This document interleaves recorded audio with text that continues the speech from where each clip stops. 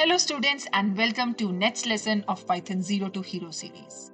So yesterday we talked about strings and we also saw how to access individual characters using indexing and how to access a range of characters using slicing. Today we will have a look on various methods Python provides for the strings. So let's get started. So let's start with a string. I have created a variable data where I have included a text inside the double quotes, children who wrote. So this string basically consists of three words, children who wrote separated by spaces.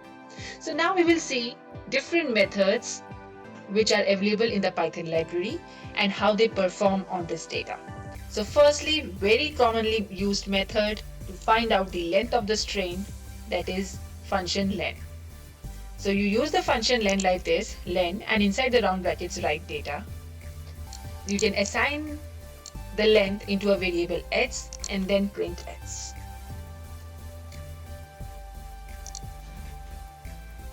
So it gives us 17 because 1, 2, 3, 4, 5, 6, 7, 8, 9. Space is also counted as a character. 10, 11, 12, 13, 14, 15, 16, 17. Okay. Also, if you don't want to store it in the separate variable, you can straight away write print length of data. So this length function you will be using a lot. So that's why I talked about this in the first row. Then another functions are, suppose I want to convert this data into uppercase. So data dot upper. So this will convert every character in the uppercase, that is capital letters. If I write print data dot lower, every character would be converted into lowercase. Right? Then there are two other cases. One is data dot title. What does this function do? It converts the first character of every word into capital.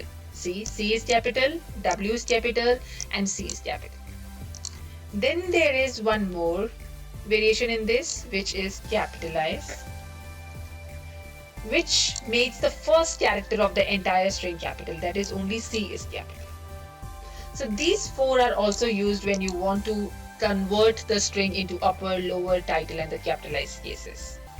Then let's have a look on some few more functions. Like suppose I write CNT, that is I will count certain character in a string. So I'll write data dot count I. So basically I want to count how many times I occurs in this string. So how many times it occurs? Only one. So it should return 1. Right? Suppose I write O, which is there 2 times. So it should return 2 times.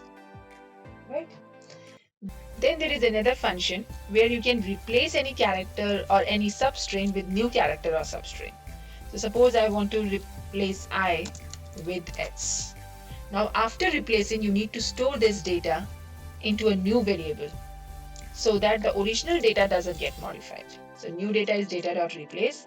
Now if I will print new data, say I would be replaced with X, CHX. And if I print data, it will give me the original data because the original data was not modified, but a new copy was created where the changes were done. Okay. Also, you can replace entire words. Let's suppose if you want to replace children with teenagers, then also you can replace the entire word, teenagers who wrote. So you can either replace single character or you can replace a group of characters. Okay. Then let's have a look on another function, find. So suppose in the data you want to find I. So Python will search I and return you the position of I.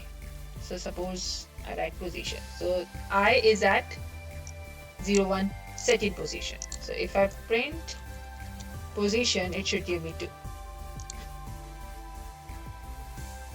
And if there are multiple i's, it will return you the position of the first I. Suppose we try to find a character which is not even there in the string, like this, it will return -1. So -1 means this character was not there in the list. There's another function which is very similar to find. It's just that instead of returning -1, it generates an exception or it generates an error message, which is, if I copy this same code, that is, instead of the find, you can use index. Yeah. Now, as z is not there in the string, it will give substring not found. If I write I, it will return the position, that is 2. And you can not only search a character, but you can also search an entire word or entire substring. So if I write children, so it will give you that children starts at position 0. If I write who, it will return that who starts from the 9th position. So these are some of the very commonly used functions on the strings. If you want to have a look on the detailed list of functions provided by Python, you just search on Google Python string methods and go to official documentation, which is docs.python.org. You click here, and here you can check the entire list Python provides you. So whenever you want to check any resources provided by the Python official documentation, make sure you are on this website, docs.python.org. And here, if you go to string functions, you will see a list of functions. So you can see find, you can search for index, lower, split we would be talking about later. Then we see lstrip, rstrip also we will be discussing in our later lessons, upper and replace and many more. So I just wanted to share this resource with you as well. So this was all about strings. We have seen how to create a string, how to take an input from the user as a string, how to access individual characters using indexing, how to access a range of characters using slicing, and various string methods like how to calculate the length of the list, how to convert the string into upper, lower, title, and capitalized case, how to find or replace any character or substring in the string. So now it's the time for you to practice. If you want an access to our exercises, join our Discord server where we are practicing and discussing every day. Both the Collab link and the Discord server link are present in the video description. If you have anything to share, do connect with us in the comment section or in our Discord server. So I will see you in the next video. Till then, keep practicing. Happy coding.